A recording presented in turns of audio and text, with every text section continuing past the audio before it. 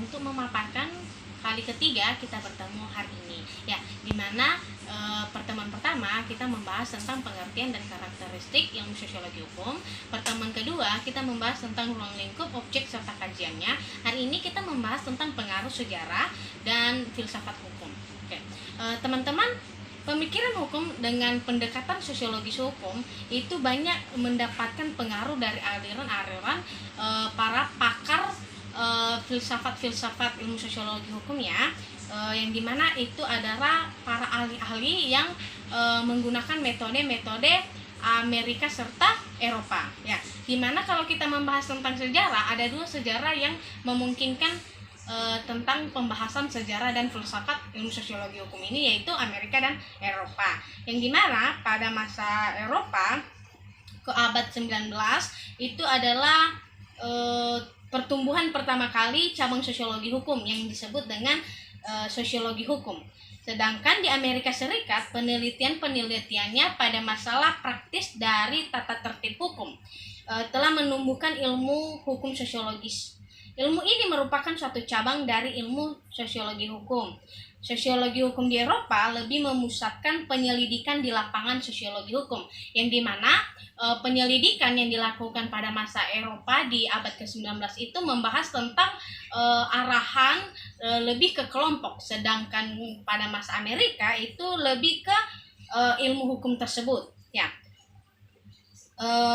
Bagi aliran sosiologi jurisprudensi, hukum merupakan suatu yang berproses secara sosial dan kultural, dan karenanya dia steril ya teman-teman. Ajaran sosiologi ini kemudian muncul untuk mengkritik atau mengkoreksi aliran-aliran yang memusatkan tentang kesosialisasian seorang individu. Berbeda dengan sosiologi jurisprudensi, sosiologi hukum yang terbilang sebagai salah satu cabang khusus sosiologi, sejak awal mula telah memfokuskan perhatiannya secara khusus kepada equal ketertiban sosial. Ya, di mana kajian-kajiannya sosiologi hukum ini mampu memberikan kontribusi yang cukup bagi perkembangan ilmu hukum, khususnya advokasi dan pertumbuhan sosial manusia. Ya. Pengaruh khas dari filsafat hukum ini terlihat jelas ya teman-teman pada kegiatan untuk menetralkan dan merelatifkan dogmatika hukum ya, di mana tekanannya lebih diletakkan pada reaksi atau berprosesnya hukum, law in action ya.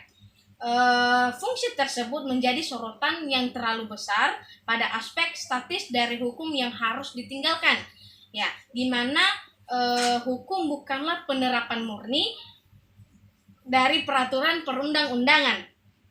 Pada hukum berpengaruh pula kepentingan-kepentingan sosial yang hidup dalam masyarakat, yang filosofologisnya adalah menguji apakah benar peraturan perundang-undangan itu dibuat dan berfungsi di dalam masyarakat.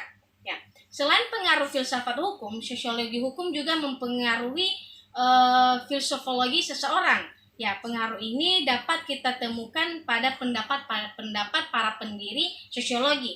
Untuk lebih memfokuskan kepada hukum, dalam bab ini kita akan mempelajari lebih dalam. Teman-teman bisa searching di Google ataupun di buku-buku ya teman-teman. Jadi sekian dari saya, terima kasih.